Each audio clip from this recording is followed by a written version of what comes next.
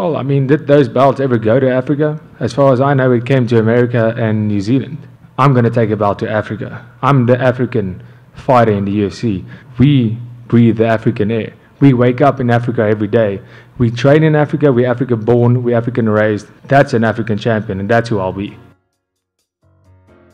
페레이라가 아데사냐에게 패배하며 별로 기분이 좋지 않은 휘테커입니다. 개인적으로 로버트 휘테커는 가장 이상적으로 능력치가 분포된 MMA 선수 중에 하나라고 생각하는데 타격 테크닉, 체력, 파이트 IQ, 그래플링과 맷집까지 빠지는 것 없이 모든 능력치가 아주 골고루 배분되어 있는 선수이기 때문입니다. 현재까지 컨텐더들의 퍼포먼스로 보면 미들급에는 벽이 있죠. 만장일치였지만 보는 관점에 따라 결과가 달라질 수 있는 근소한 포인트 싸움으로 승리했기 때문에 휘테커와 아데사냐의 기량은 큰 격차가 없다 보고 페레이라는 월장을 선언한 데다가 아직은 상대 전적이 없기 때문에 논외로 본다면 3위부터는 테크닉적으로 확실히 빠지는 부분이 많습니다. 그만큼 이번 경기에서 휘테커가 듀플레시를 원사이드하게 잡아낸다면 답이 없어지는 체급이기도 하죠. 그리고 아마 그럴 가능성이 굉장히 높습니다. 미리 결과에 대해 얘기하자면 만약 휘테커가 패배한다면 이유는 분명 첫 번째, 완전한 사고다. 두 번째, 오랜 경쟁으로 더 이상 몸이 버티지 못하는 경지에 이뤘다. 세 번째, 제가 경기를 보는 눈이 전혀 없다. 이 셋 중에 하나라고 생각합니다. 현재까지 보여준 퍼포먼스로 보았을 때 완력과 프레임을 제외한다면 아무리 봐도 드리커스가 휘테커보다 우위를 차지할 수 있는 영역이 없다고 생각하기 때문인데 먼저 휘테커의 스킬셋을 한번 쭉 정리해보겠습니다.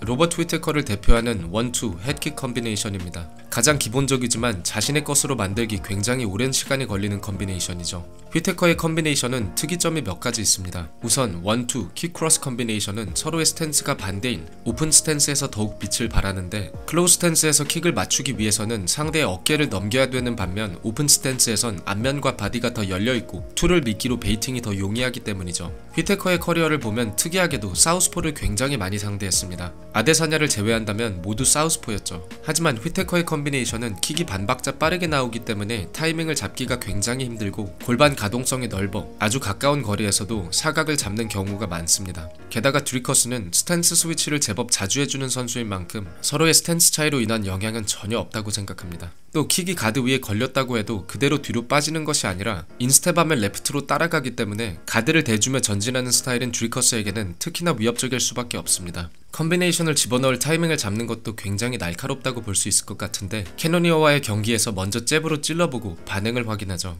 이번엔 캐노니어의 습관을 확인하는 작업에 들어가고 컨비네이션을 집어넣습니다. 이처럼 휘테커와 같이 전체적인 능력치가 좋은 선수들은 딱히 약점이 없을 뿐더러 판을 짜는 것이 아니라면 디테일한 셋업이 많이 필요하지도 않습니다. 승리하는 경기는 매번 안정적으로 승리하는 할로웨이와 존스도 비슷한 케이스라고 할 수 있을 것 같은데 그냥 잘하는 걸 하며 하던 대로 이기죠. 이 선수들이 고전했던 경기는 자신과 비슷하거나 더 높은 레벨의 테크니션을 만났을 때였습니다. 그리고 그런 경기에서는 디테일한 셋업과 경기 운영이 승패를 갈랐는데 다니엘 코미어와의 두 번째 만남에서 존스는 레그킥과 바디킥을 주며 코미어가 상체를 숙이기를 강요했고 하이킥으로 레벨 체인지를 하며 경기를 잡았습니다.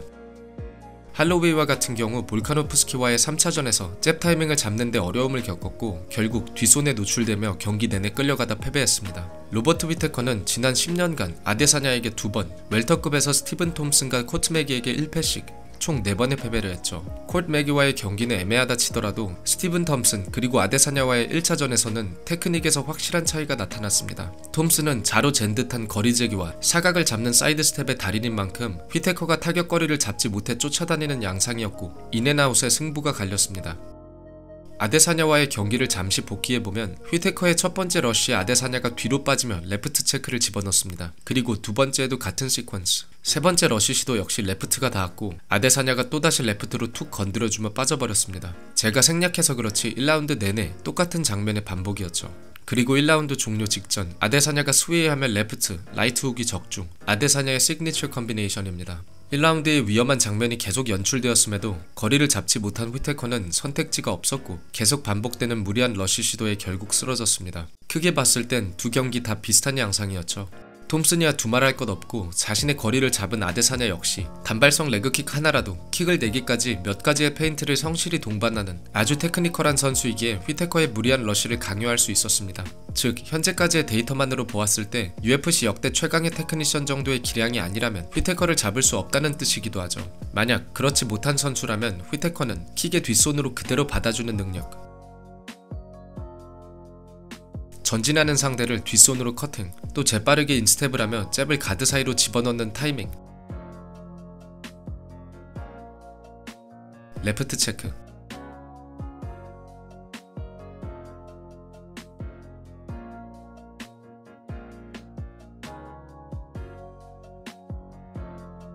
다양한 킥 옵션.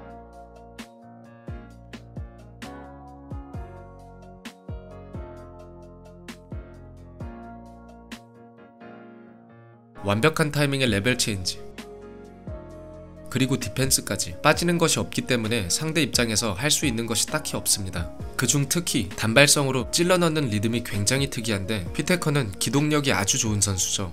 경기 내내 통통 뛰는 스텝을 유지하고 케이지를 아주 넓게 활용해줍니다. 또 뒤로 빠지며 싸움에도 아주 까다로운 이유는 가드를 올리고 상대의 타격을 흘려주며 내는 레프트 체크, 준비 동작 없이 나오는 킥, 백스텝을 유도하고 나오는 레프트, 또 재빠르게 먼 거리를 죽일 수 있는 인스텝과 잽 등 무기가 많기 때문입니다. 결국 휘테커를 상대로 타격을 적중시킨다고 하더라도 오히려 두세 번의 타격을 허용하게 되고, 만약 추격하려고 따라간다면 크게 돌아주며 케이지 중앙을 내주고 다시 원점으로 돌아가는 것이죠. 또 만약 타격을 허용한다 하더라도 위기관리 능력이 엄청난데, 개인적으로 휘테커의 커리어 중 가장 인상 깊었던 장면은 로메로와의 2차전 뒷손을 허용한 휘테커가 다운되는 장면이었습니다. 추가타를 넣기 위해 달려가는 로메로를 상대로 몸통 박치기를 시전하여 시간을 벌었고 계속 뒤로 빠지며 리커버리를 했죠.